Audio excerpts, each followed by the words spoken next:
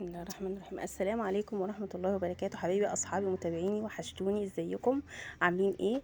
يا رب تكونوا بخير وسلام دايما ان شاء الله.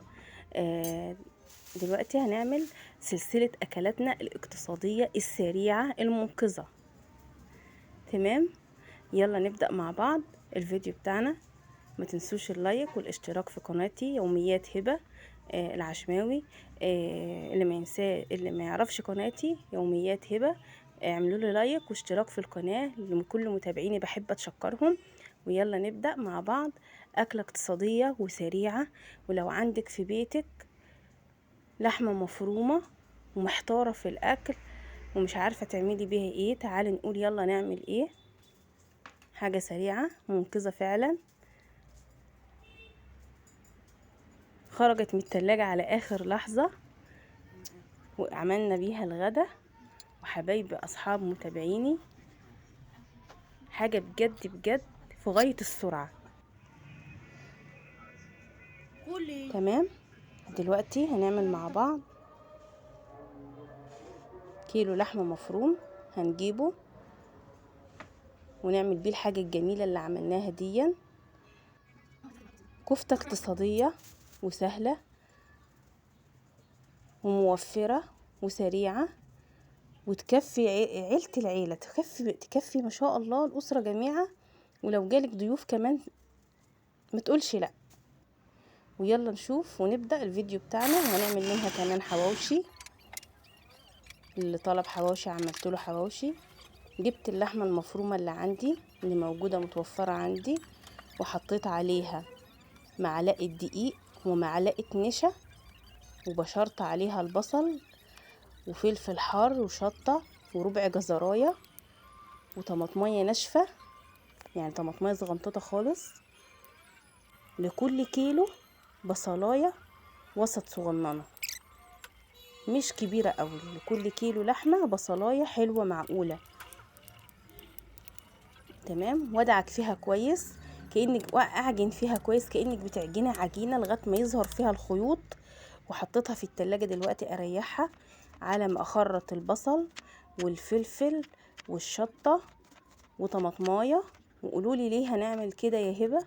علشان هعمل صينية كفتة، هعملها على عين البوتاجاز، مش هعملها في فرن ولا في الفحم ولا في الشواية.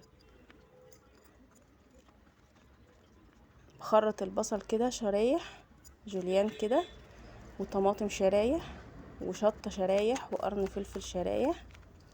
ويا سلام لو كان في قرنين حر كده اللي بيحب الشطة. واتبلهم بحبة البركة وكمون وفلفل،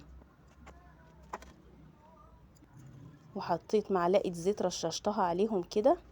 وتعالوا نصبع الكفتة بتاعتنا بأي حاجة بإيديكي عادي، تكوريها وبعدين تعمليها كده، بتعمليها بالمعلقة، بخلة أسنان مجموعة مع بعض، بأي حاجة، أي حاجة. اتصرفي بأي حاجة موجودة في بيتك، ما تعطليش نفسك.